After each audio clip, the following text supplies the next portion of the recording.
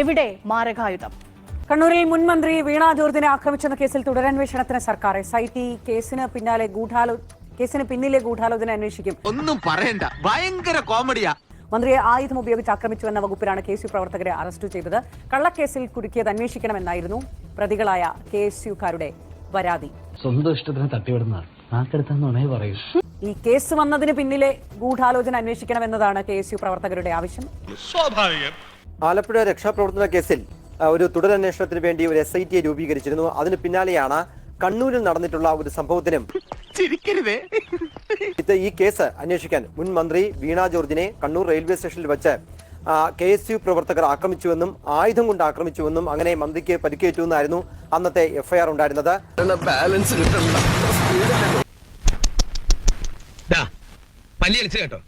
സത്യം. Medical college ആശുപത്രിയിൽ ചികിത്സ തേടിയ മുൻ മന്ത്രി വീണ ജോർജ് പിന്നീട്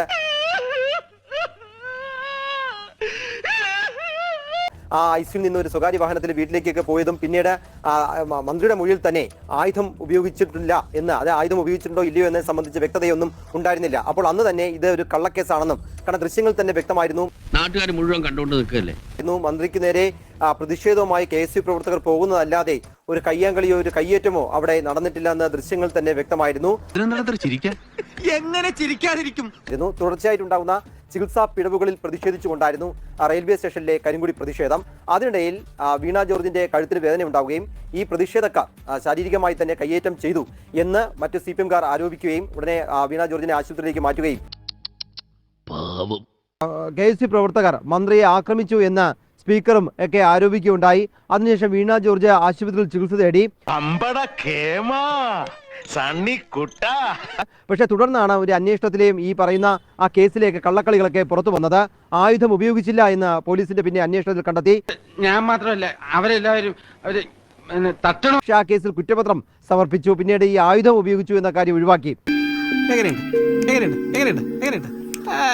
KSU പ്രവർത്തകർ പ്രതിഷേധിക്കുന്നതിനപ്പുറം ഈ പറയുന്ന കാര്യങ്ങൾ മന്ത്രിയെ ഏതെങ്കിലും കയ്യേറ്റം ചെയ്യുകയോ ഒന്നും ചെയ്തിട്ടില്ല. അതുകൊണ്ട് അന്വേഷിക്കുന്നതിന്റെ ഗൂഢാലോചന ഉൾപ്പെടെ അന്വേഷിക്കണം എന്നതാണ് ആവശ്യം. ഈ നാടും ഇവിടുത്തെ ചില നാട്ടുകാരും അത്ര ശരിയല്ല, അതല്ലേ പറയുണ്ടൂ.